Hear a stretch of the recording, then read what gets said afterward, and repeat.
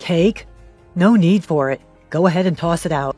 That's what my husband said on my birthday. And had the audacity to go on a trip with his mistress. I had hoped this would be our last chance.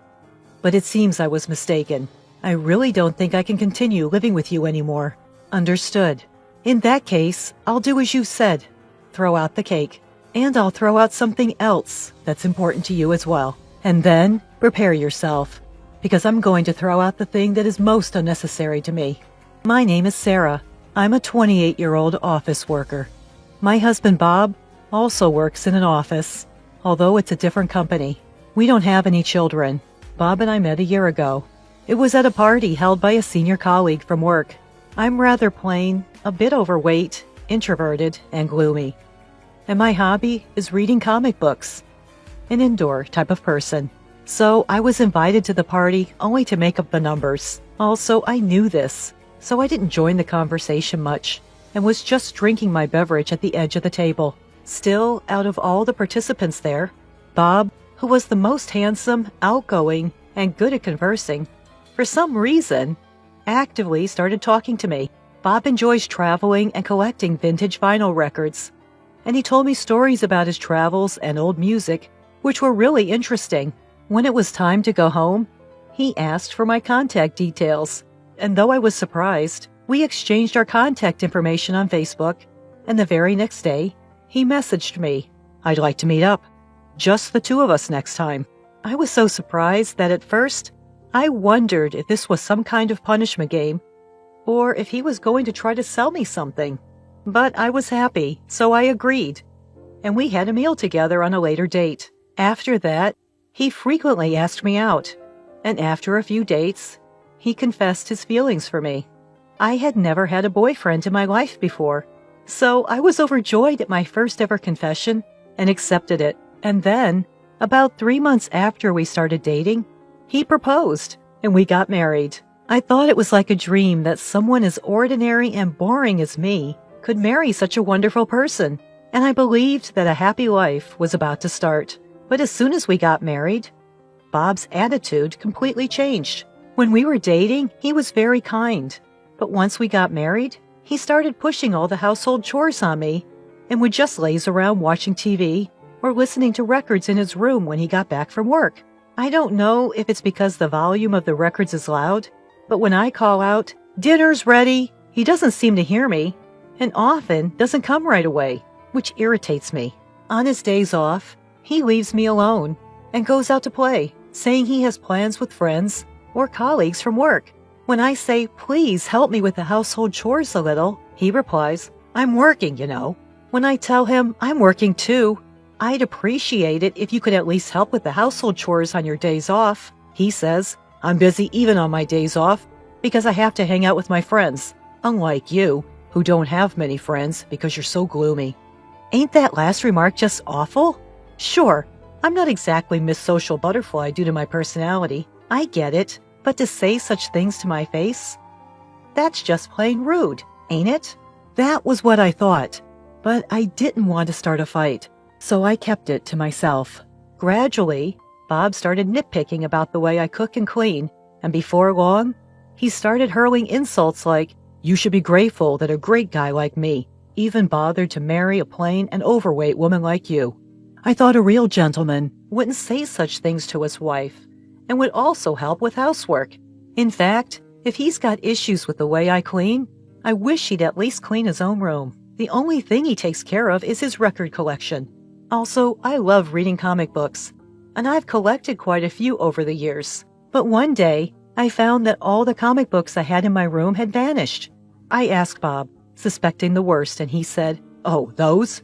They were in the way, so I threw them out." I can't believe it. Those were important to me. Some of them were even out of print, hard to get. I protested, but he just said, "Well, your comic books were starting to overflow from your room into the living room. Besides, you should outgrow this childish hobby of reading comic books." How dare he criticize my hobbies? Not to mention, throwing away my stuff without even asking me? Unforgivable. If he's going to be this awful and verbally abusive, why did he even marry me? Probably Bob just wanted a free housekeeper, I guess. And when he met me at a party, and saw that I was quiet and submissive, he must have thought I was an easy target. Realizing this, I've spent many nights crying in bed. It's manageable now. But if we were to have kids, I shudder to think what the future might hold.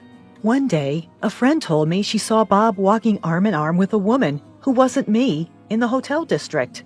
Just yesterday, he said he was going out to meet a friend. I was under the impression that this friend was a man. What does it mean he was meeting a woman? Could he be cheating? With these suspicions, I hired a private investigator. As expected, it turned out that Bob was cheating on me.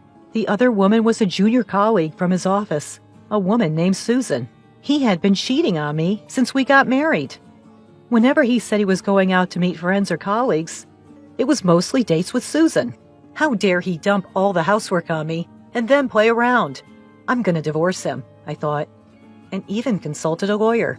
But even so, I couldn't completely hate Bob, who allowed even a plain and boring woman like me to dream a little about marriage. So I decided to make one last bet.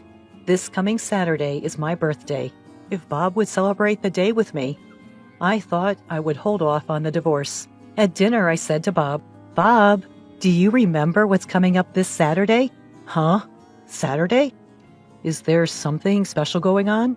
I was a little shocked to realize that he had completely forgotten.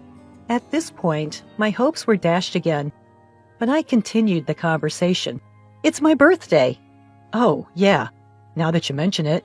Well, it falls on a day off this year, so I was thinking of getting a cake and having it together."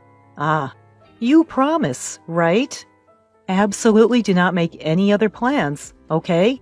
With a somewhat praying feeling, Sarah said this to Bob, who seemed reluctant. And then it was the Friday before her birthday. During dinner, Bob said, "I have a business trip tomorrow." "What? Tomorrow is my birthday, and we promised to eat cake together. I've already made a reservation." When I said that, he said, "Well, it's work. I can't help it. Show some understanding for your husband's work. Anyway, I'm going on a business trip tomorrow. It's for 2 days and 1 night, so I'll be back on Sunday evening. Please pack for me." "Well, what about the cake I reserved?" When I asked, "Just throw it away if you don't need it." He casually said, "What is that?" Despite it being my special birthday and going through the trouble of reserving a cake, he so nonchalantly said to throw it away. Is it really a business trip? Feeling suspicious, I checked his smartphone while Bob was in the shower. There, I found his exchanges with his mistress. "Shall we go somewhere on a trip this Saturday for 2 days and 1 night?" "Sounds good. I want to go camping. How about it?" "Then I'll make a reservation at a lodge." "Are you sure your wife hasn't found out? Are you okay?" "I'm okay. She's oblivious. Actually, this Saturday is Sarah's birthday. She said let's celebrate together, but it's a hassle. I don't want her to start demanding gifts and stuff, so I thought I'd go on a trip with you." "Wow, that's terrible. Your wife must be so sad." I almost cried from the shock, but somehow managed to hold back and took a screenshot of their conversation on my smartphone. I didn't particularly want gifts or anything. If you had simply agreed to eat cake with me, I would have still had a glimmer of belief that you might care about me a bit. Seeing the messages between you and your mistress shattered that last bit of hope. Enough. I'm done with it. Then, on my birthday, Bob so audaciously demanding at the front door, "Well, I'm heading out. While I'm on a business trip, clean my room for me." "Okay. By the way, I'm going to pick up the cake we reserved today. You still want me to throw away your share of the cake, right?" "You're nagging. I said it's fine." "Understood. I'll clean your room, and I'll throw away anything that I think you don't need anymore. That's okay with you, right?" "Yeah, it's fine. I'm heading out now." With that, Bob left for what he claimed to be a business trip, but was in reality a trip with his mistress. Remember when I asked, "Is it okay if I throw away anything I think you don't need?" And you said, "Yeah, it's fine"? I recorded our conversation on a voice recorder, so there's no taking it back now. Well, once inside Bob's room, I vacuumed and wiped the windows. Next, I disposed of the unwanted items, old clothes, piles of stationery, and the record collection that Bob had been amassing. It took quite a bit of money and effort to collect those records, I recall. I packed up all these items and put them in the storeroom. Then I placed the filled-out divorce papers on the living room table and left the house. Now, it's my birthday after all. I'm going to enjoy it just as I like. First, I went to pick up the reserved cake. After that, I booked a room in a luxury hotel I had always wanted to visit and ate the cake in my hotel room. Bob said, "Throw it away." But I couldn't bring myself to waste food, so I ate both portions. It was delicious, but I might gain weight again, so I really need to start dieting. I then went shopping in the nearby stores and took a stroll by the sea close by. I had spent my days off doing housework until now, so this kind of leisure day was a first in a long time. Just as I was thinking about this, I received a call from Bob on Sunday night. Honestly, I didn't want to answer, but I had no choice. "Hello? Hey, where the heck are you? I got back from my business trip, and you're not home, and there's no dinner ready." How annoying. He's ruining the relaxing ambiance of my luxury hotel stay. Well, I'm staying in a hotel for a bit, for reasons. There's a lovely sea nearby. Would you like me to send you a picture? What are you talking about? I don't care about that. Why are you in a hotel? Where's my dinner? Also, I found divorce papers. What's going on? What's going on? Well, if there are divorce papers, you should know what to do, right?